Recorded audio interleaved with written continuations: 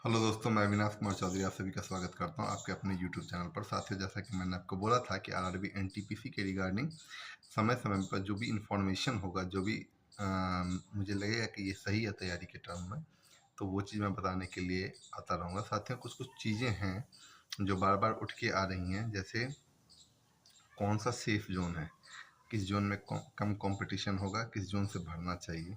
इसके अलावा भी बातें आई कि कौन सा बुक्स पढ़ना चाहिए, कट ऑफ कौन सा सही रहेगा, किस जोन में सेफ फील करूँगा, इन तमाम चीज़ों पे बात करूँगा।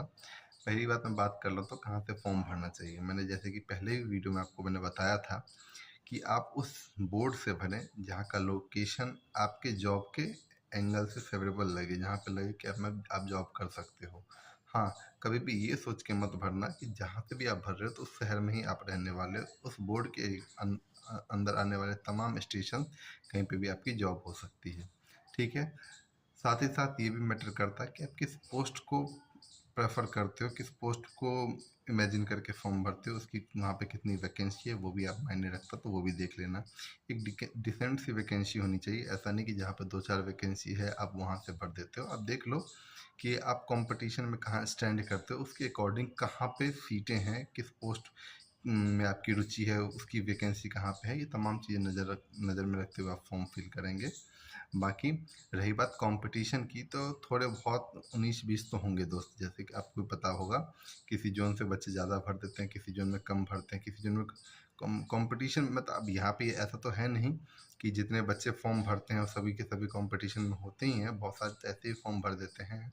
बट फिर भी आप मान के चलिए कि कुछ कुछ बोर्ड्स ऐसे होते हैं जहाँ पे कंपटीशन थोड़ी सी हाई होती है। जैसे आप यहाँ पे देख सकते हो, अपने प्रयागराज वाले में देख सकते हो, है ना, पटना बोर्ड में देख सकते हो। तमाम तरह की बोर्ड्स हैं जहाँ पे वैकेंसी के अकॉर्डिंग कंपटीशन भी बहुत अच्छा खासा आपको देखने को मिल जाता है। फिर भी आप देख लीजिए, ज़्यादा का अंतर नहीं होता, 19-20 का अंतर होता है, 2-4 नंबर का ऊपर नीचे होता है, तो वो आप कंसिडर करके ही फॉर्म भरें, मेरा जैसा कि मानना है। ठीक है। रही बात बुक्स की, तो बुक्स के बारे में भी एक डिटेल वीडियो मैं लाऊंगा। फिर भी मैं थोड़ा बहुत आपको गाइड कर दूंगा। जो बेसिक बुक्स हैं वो आपके पास होने चाहिए। मैथ्स के लिए मैं हमेशा मान के चलता हूँ कि रेलवे और इस तरह के जितने भी वनडे कंपटीशन वाले एग्ज़ाम्स होते हैं, उसमें आपके पास एक प्रीवियस ईयर का निचोड़ होना चाहिए। जो पिछले गत वर्षों में जो भी इस एग्ज़ाम के रिगार्डिंग जो भी क्वेश्चंस आए हैं, उससे आपके पास कलेक्शंस होने चाहिए, उसकी तगड़ी प्रैक्टिस आपकी होनी चाहिए। एक प्रीवियस ईयर तो आपके पास होना ही चाहिए, वो भी चाहे मैथ्स हो, चाहे रीजनिंग हो, चाहे जी के जी एस हो। ठीक है ना। करंट के लिए आप एस पी डी को प्रेफरेंस दे सकते हैं, और कुछ ऑनलाइन वीडियोस हैं, चैनल्स हैं, उसका फॉलो करते रहिए। एक एक साल का करंट अफेयर मेरे हिसाब से सफिशियंट होता है, तो आप एक साल वाला ले लीजिए कोई सा भी बुक। ठीक है ना, पिछले एक साल के जो भी करंट अफेयर्स के बुक्स होंगे। ठीक है। आप अगर कोई और पब्लिकेशन का पढ़ रहे हैं तो वेल एंड गुड, कोई दिक्कत नहीं है, आप उसमें कॉन्फिडेंट फील कर सकते हैं। मेरा ऐसा मानना है कि आप एस का ले सकते हैं। अगर आप नहीं पढ़ रहे हैं तो एस का आप ले लीजिए।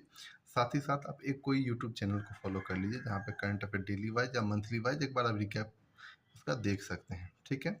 रही बात जनरल साइंस और उसके जीके जीएस के लिए, तो मेरा ऐसा मानना है कि आप एसपीडी की बुक आती है जीके जीएस के लिए, और साइंस के लिए भी आती है उसकी, तो दोनों बुक आप ले लेंगे, टाइम टू टाइम रिवाइज करते रहेंगे, उसको अच्छे से पढ़ते रहेंगे।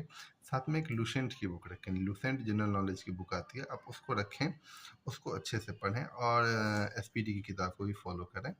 तो मेरे हिसाब से अगर इन 3-4 बुक्स पे आपकी अगर पकड़ है, तो मेरा ऐसा मानना है कि ये मोर देन सफिशिएंट है।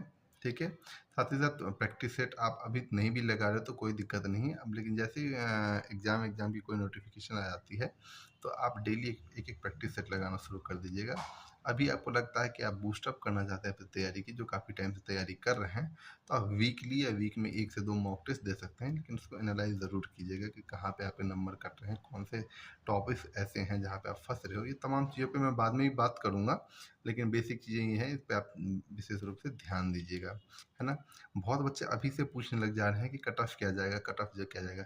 बच्चे, मैं फिर से बोल रहा हूँ, कट ऑफ के बारे में बिल्कुल मत सोचो। आप जितना मार्क्स सिक्योर कर सकते हो वो सिक्योर कर लो। फिर भी मैं एक बेसिक आइडिया देता हूँ। पिछले 5-6 साल में आप कोई सा भी एग्ज़ाम उठा के देख लो, चाहे उसमें 200 वैकेंसी रही हो, या 2000 या 20,000 वैकेंसी रही हो, बच्चा वही सेफ है जो 80% से ऊपर स्कोर कर रहा है।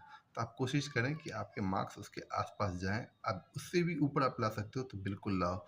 जो कुछ थोड़े बहुत नीचे भी ले उनको घबराने की बिल्कुल ज़रूरत नहीं है। एक टारगेट देके मैं चल रहा हूँ कि आप इसको अपना लक्ष्य बनाएँ और उसके अकॉर्डिंग ही अपनी तैयारी करें।